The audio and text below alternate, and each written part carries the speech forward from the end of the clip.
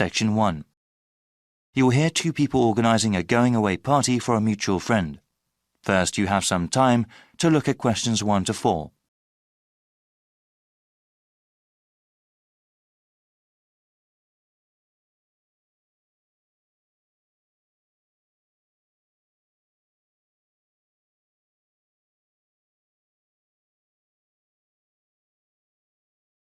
Now we shall begin. You should answer the questions as you listen because you will not hear the recording a second time. Listen carefully and answer questions 1 to 4. Hey Bruce, looks like we got some planning to do for Albert's going away party, right? There are certainly some things we have to talk about now. Yeah, that's better than doing everything at the last minute. Okay, so I can write some notes as we talk. Sure thing. So, when should we have the party? He goes to Thailand on the 26th of August. Okay, let's have it on the 24th then. Yes, let me see. That's a Friday. That'd be perfect. Now, where should we have it? At a bar or a club? You know, I think he would like something really intimate, nothing too loud. A restaurant would be good. Maybe the Apple Tree Grill? Great place, sounds good. Okay, now we have to think about who to invite. Well, his best friend from college. Sure. And his cousins? Right. Oh yes, his coworkers. Yeah, okay, his coworkers and his boss. Any other people? How about his yoga classmates? He does love yoga, but that might be too many people. I suppose so. I can email and text message the invitations. When should I send them? We should send them out soon, but not too early. How about the 16th of August then? Well, why not give it a few more days? The 13th? All right, I think that's a good time too. Before you hear the rest of the conversation, you have some time to look at questions 5 to 10.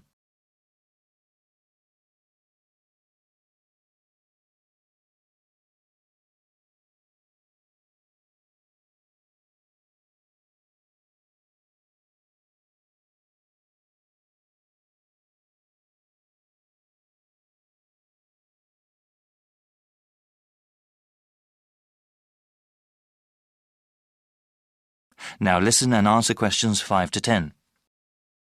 Okay now, we have to think of a gift. Should we all get one? No, I was thinking we could all give money for the party and the gift. You know, something really nice. Yeah, that'd be better than getting him little things individually. I can ask for the money. Thanks for doing that. How much should we ask for? I think we should ask for maybe $15 each. Is that too much? No, not at all. He's going away for 2 years. That would give us about $150. That's a good amount. Yeah, well, I'm thinking we could get him something practical.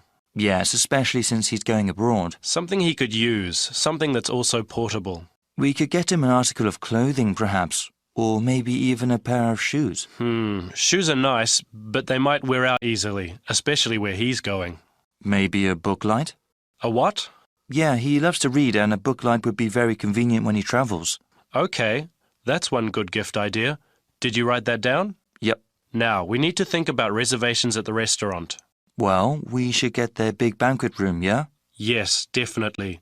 Should we ask the restaurant to prepare a buffet? Isn't that expensive? No, I don't think it is. A buffet dinner sounds cheaper than everyone ordering individual meals. Definitely. How about drinks? They can buy drinks themselves, or bring their own. Okay. Yeah, it would cost too much if we bought drinks ourselves. Certainly. We have to ask someone to bring an MP3 player. The restaurant has speakers and we can hook it up for music. Sounds good. Actually, there is one more thing that I thought we should do since Albert is leaving for such a long time. What were you thinking of? Maybe we could have a slideshow of all the fun times we've had. That'll take a little bit of work, but I think it's a great idea. Actually, in the invitation, can you ask for some photos people have of him?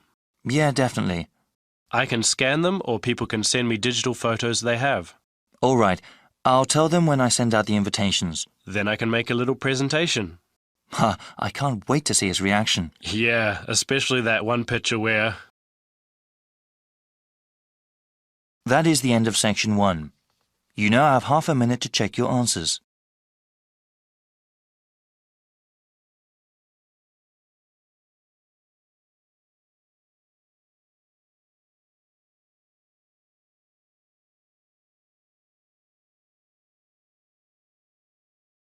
Now turn to Section 2.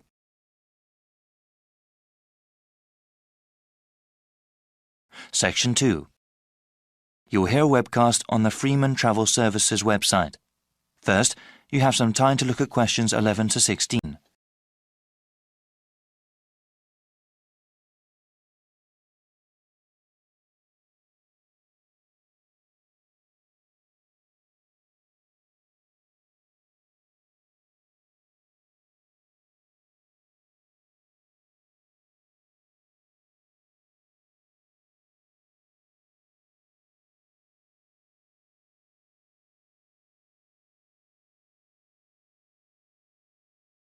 Now listen to the first part of the webcast and answer questions 11 to 16.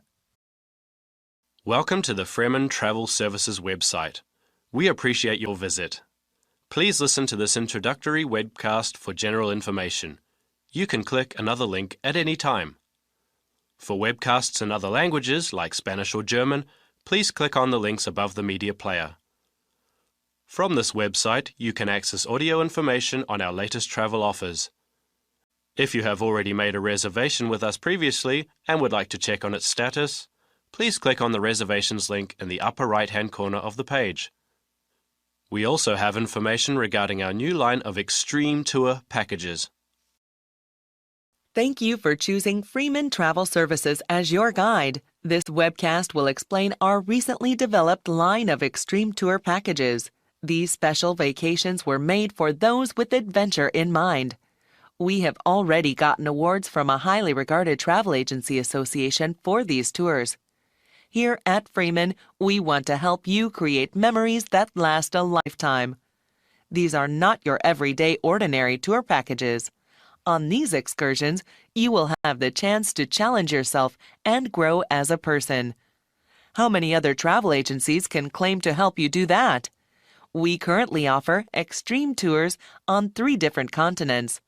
In South America, we have programs in Brazil, Peru, and Argentina. In Southeast Asia, you can go to Thailand or Vietnam. Finally, we just recently started selling spaces for tours in Australia.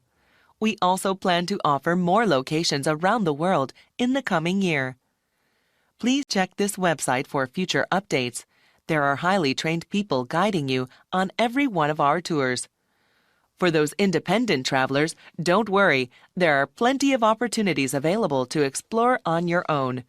Whenever you purchase one of our tour packages, we do our best to accommodate you. Round-trip airfare to your destination is included, along with any accommodation and transportation needed in that country. We don't include food or any sort of entertainment in the price. We know that our customers often want to discover these things by themselves. Before you hear the rest of the webcast, you have some time to look at questions 17 to 20.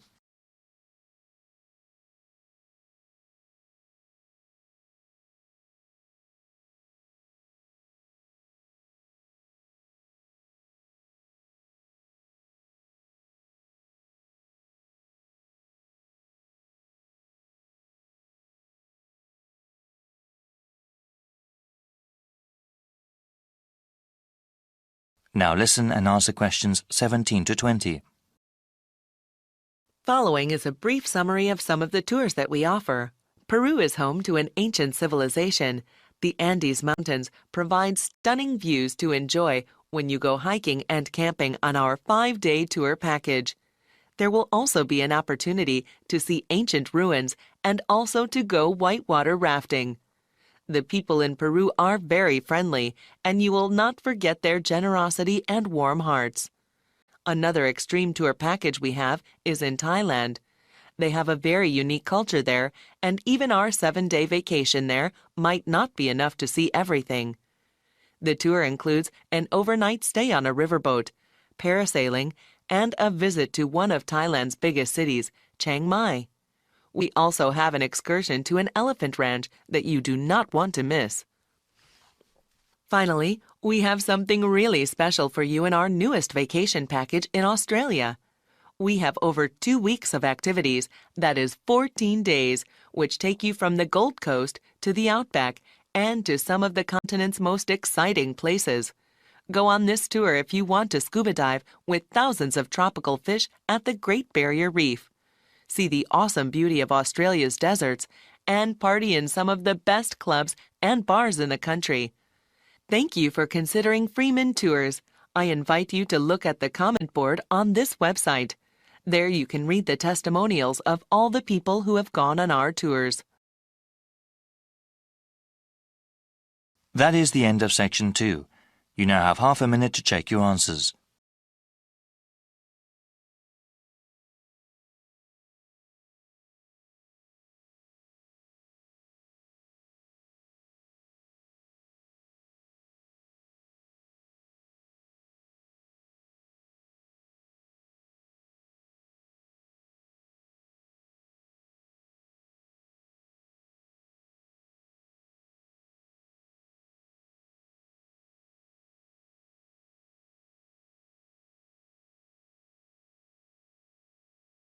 Section 3.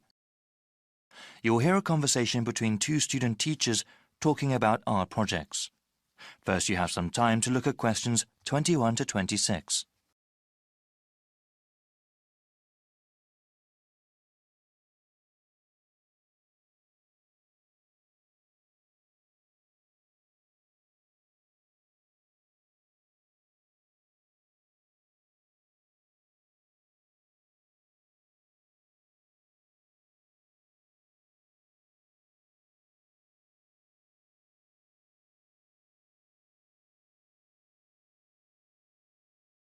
Now listen carefully and answer questions 21 to 26.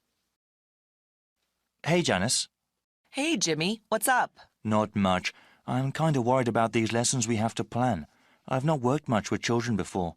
Oh, you don't have anything to worry about, Jimmy. All we have to do is choose a few art projects to do with the kids.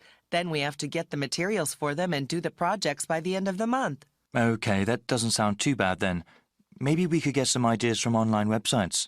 Yep, already did that. I printed out descriptions of the best 5 and I wanted to ask you what you thought. Great, yeah. Let's look over them. Here you go. Some are from a teaching website and some are from an arts and crafts website. We can talk about what kind of materials we'll need and what would be best for our students. The first art project here is called Make Your Own Mask. That sounds like fun. For materials, all we need are scissors, markers, stiff paper and pieces of string. We have all those at the school already. What's the procedure again? You give everyone the stiff paper. There are some basic guidelines the kids have to follow, like where to cut out holes for the eyes and then one hole for the nose.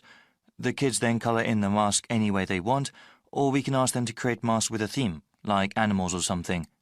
That seems easy to do. Okay, now the second project here. Yes? This one is called Shoebox Dioramas. Each student gets a shoebox and puts one long side of the shoebox into the lid. It now looks sort of like a covered theatre stage. The students then have to create a scene inside the shoebox with the materials we give them, including styrofoam and basically anything else we can think of. We can tell them to do a historical scene or just somewhere they have been before. All right, well, what's the next one? For art project number 3, we need egg cartons and pipe cleaners. What's a pipe cleaner? Pipe cleaners are basically flexible lengths of metal wire that are furry. They come in all sorts of different colours. They're very useful in crafts. For this project, you take the individual egg holder cups and stick the pipe cleaners in them to make animals. Okay, that sounds interesting. The fourth art project is called Paper Bag Animal. Students can use brown or white paper bags. They decorate these bags with markers or pieces of coloured felt. They decorate the bottom of the bag.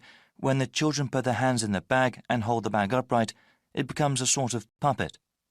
We'd need quite a few paper bags. Yes, we'd need the small lunch bag kind. The grocery paper bags would simply be too large. Okay, I suppose they would have them available at the corner store. Yes, it's not very green to pack lunches in them, but they're still popular to use. So what do you think of the last project? Well, this fifth project sounds fun. It's called Paper Mache Sculptures. We tear some newspapers into strips and dip them into liquid starch. The kids can choose any object to cover with the strips, like a blown-up balloon. After letting them dry, the kids can decorate the paper mache with paint. Sounds a little messy. Shall we go over them and see what's good and bad about each? Sure. Before you hear the rest of the conversation, you have some time to look at questions 27 to 30.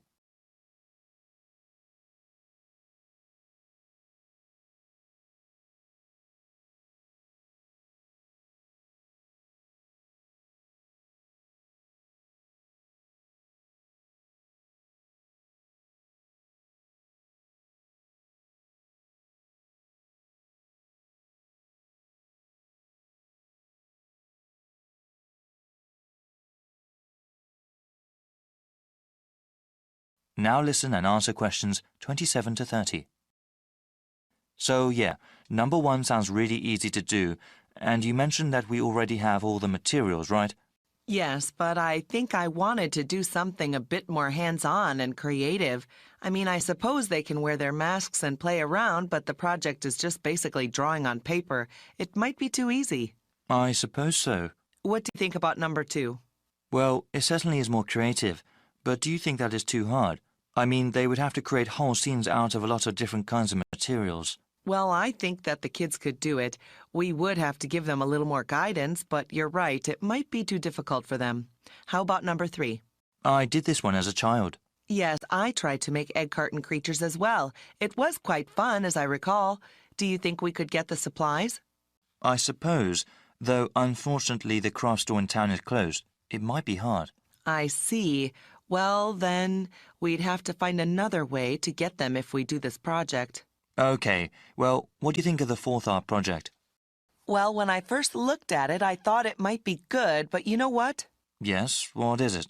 Actually, I think our students may have already done this art project in another section. Oh, really? You think they have? Yes, I'm pretty sure now, actually. I don't think it'd be good to repeat it. I suppose so. How about the last project?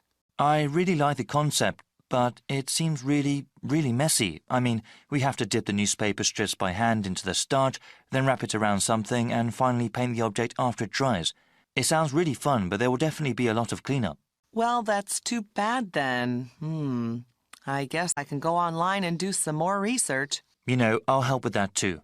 Thanks, Jimmy. I'm sure we'll find something. That is the end of section 3. You now have half a minute to check your answers.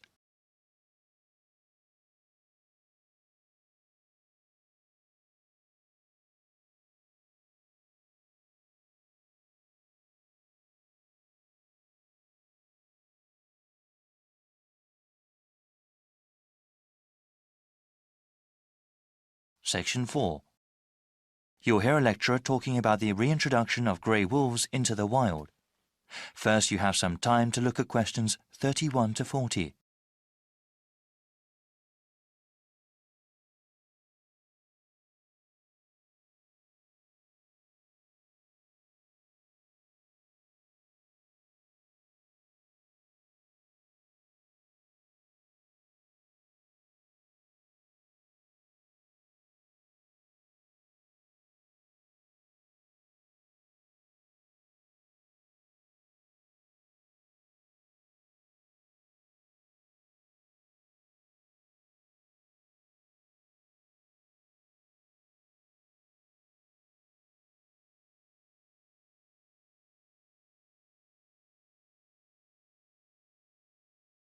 Now listen carefully and answer questions 31 to 40.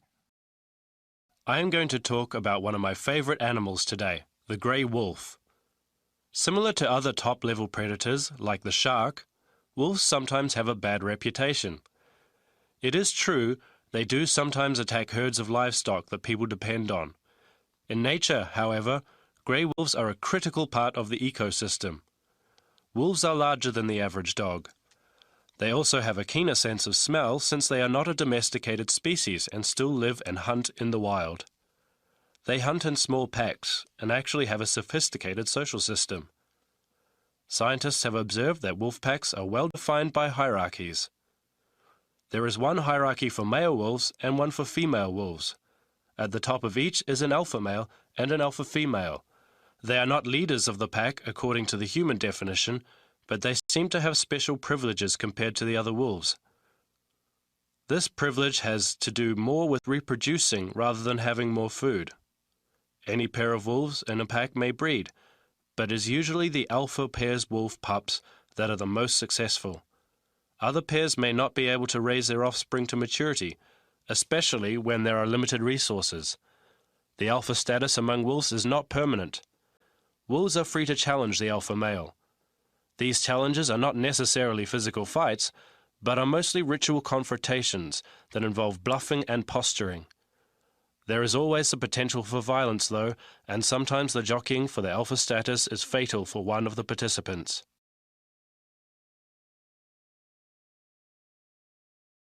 The range of the grey wolf and its subspecies used to be quite extensive, almost the entire continents of Asia and North America, and the whole of Europe as well. They are now found mostly in Canada, Alaska, the northern reaches of Eurasia, and a few other scattered pockets. In some parts of the world, grey wolves have actually been reintroduced into the wild. Many people were opposed to these programs at first because they thought it would cause economic hardship for livestock owners. In the United States, local ranchers around the Yellowstone National Park area refused to allow any wolves back. Supporters of the program knew that without cooperation from ranchers, the wolves would likely be shot and killed. Those supporters knew how important the program was and agreed to compensate ranchers for livestock lost to wolves.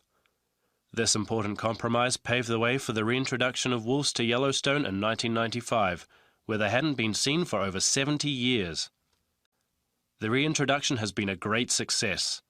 Studies show that the biodiversity within the park has increased and is sustaining itself.